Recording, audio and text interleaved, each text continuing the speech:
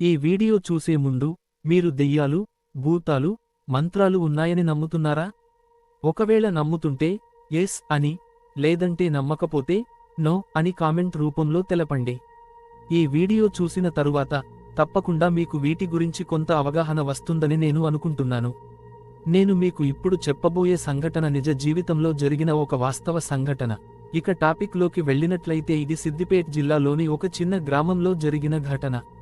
మా ఫ్రెండ్ చెప్పిన వివరాల ప్రకారం వారిది ఒక అందమైన గ్రామం. అక్కడ జనం వారి వారి సంప్రదాయాలు పాటిస్తూ ఉంటారు. అయితే తెలంగాణలో బతుకమ్మ, దసరా పండగలు ఎంతో ప్రత్యేకం.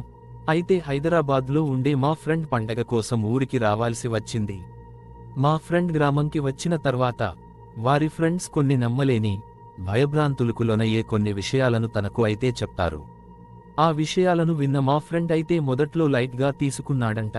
కానీ 2 రోజులు తరువాత ఉదయం 3 గంటల సమయంలో మా ఫ్రెండ్ వాళ్ల డాడీని అయితే వారి గ్రామం నుంచి 5 కిలోమీటర్ల దూరంలో ఉన్న ఒక మెయిన్ రోడ్డు దగ్గరికి డ్రాప్ చెయ్యడానికి అయితే వెళ్లాడంట. ఎందుకంటే మా ఫ్రెండ్ వాళ్ల డాడీ ఒక ఆర్టీసీ ఉద్యోగి. ఆయన ప్రతిరోజు వారి గ్రామం నుంచి టౌన్కి అప్ అండ్ డౌన్ చేస్తారు. వాళ్ల డాడీని మెయిన్ రోడ్డు దగ్గర డ్రాప్ చేసి మా ఫ్రెండ్ అయితే రిటర్న్ అయ్యాడంట.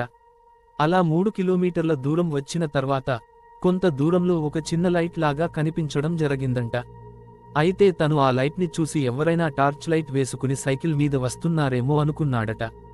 కానీ అలా నెమ్మదిగా ఒకరి దగ్గరికి ఒకరు చేరుకోగానే మా ఫ్రెండ్ మాత్రం షాక్ అయ్యాడట.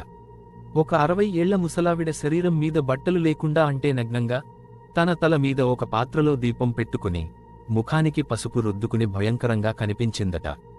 అది చూసిన మా ఫ్రెండ్ భయంతో బైక్ స్పీడ్ ఒక్కసారిగా పెంచి ఇంటికి రీచ్ అయ్యాడట.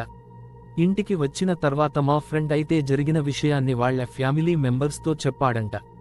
అలా చెప్పిన తర్వాత వాళ్ల ఫ్యామిలీ మెంబర్స్ చెప్పిన విషయాలను విని మొదట్లో వాళ్ల ఫ్రెండ్ చెప్పింది అంతా నిజమే అని నమ్మడం మొదలుపెట్టాడట. తనకు దారి మధ్యలో కలిసిన ఆ ముసలావిడ ఒక మంత్రగత్తె.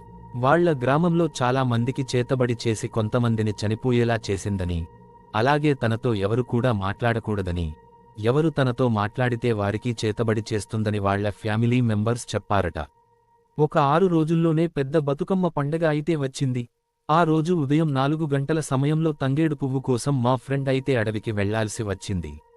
ఒక్కడే ఆ అడవి మార్గ మధ్యంలో నడుచుకుంటూ వెళ్తున్నాడట. అలా కొంత దూరం వెళ్లిన తర్వాత సడన్గా కోళ్ల, మేకల అరుపులు వినిపించాయట. ఇప్పుడు ఈ టైంకి సౌండ్ ఎక్కడి నుంచి వస్తుందో తెలుసుకుందామని ఆ సౌండ్ వచ్చే వైపుకి వెళ్లాడట. అలా వెళ్లిన మా ఫ్రెండ్కి అక్కడ జరుగుతున్నదంతా చూసి ఒక్కసారిగా వెన్నులో నుంచి వణుకు వచ్చిందట. అక్కడ చూడగా ఆ మంత్రగత్తె ఏదో విచిత్రమైన ముగ్గులు వేసి, ఆ ముగ్గుల మధ్యలో ఏదో ఒక విచిత్రమైన బొమ్మను మధ్యలో పెట్టిందంట. అలాగే మా ఫ్రెండ్ చూస్తుండగానే మేకని తన నోటితో కరిచి రక్తం తాగిందట. దాంతో పాటు కోళ్లని రెండింటినీ ఒకేసారి తన నోటితో కరిచి ఆ ముగ్గు మధ్యలో పెట్టిన ఆ విచిత్రమైన బొమ్మ మీద ఆ రక్తాన్ని పోసిందట. అది చూసిన మా ఫ్రెండ్ గట్టిగా అరిచి అక్కడి నుండి పరుగు పెట్టాడట. కానీ తాను అరవడం చూసిన ఆ మంత్రగత్తె మా ఫ్రెండ్కు అయితే చేతబడి చేసిందట. అలాగే తనకు 10 రోజుల పాటు జ్వరము తగ్గలేదు. అదీ కాకుండా 10 రోజుల తరువాత మా ఫ్రెండ్కి రాత్రి సమయంలో విండో నుంచి ఎవరో పిలుస్తున్నట్టు, ఆత్మలు కనిపిస్తున్నట్టు విచిత్రంగా ప్రవర్తించాడట.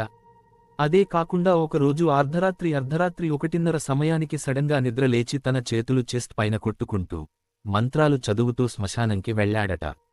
అది చూసిన వాళ్ల ఫ్యామిలీ మెంబర్స్ కూడా అతనిని ఫాలో అవుతూ శ్మశానంకి వెళ్లి ఇంటికి తీసుకువచ్చారట.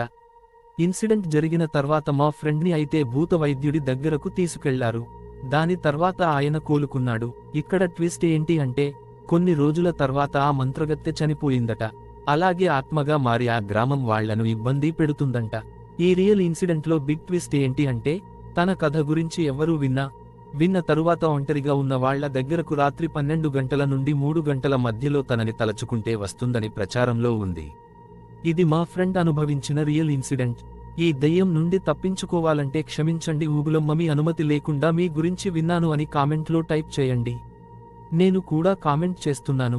మీకు కూడా ఏవైనా హారర్ లేదా ఇలాంటి ఇన్సిడెంట్స్ ఉంటే నాకు మెసేజ్ చేయండి. నేను వాటిపై వీడియో చేయడానికి ట్రై చేస్తాను. Thank you.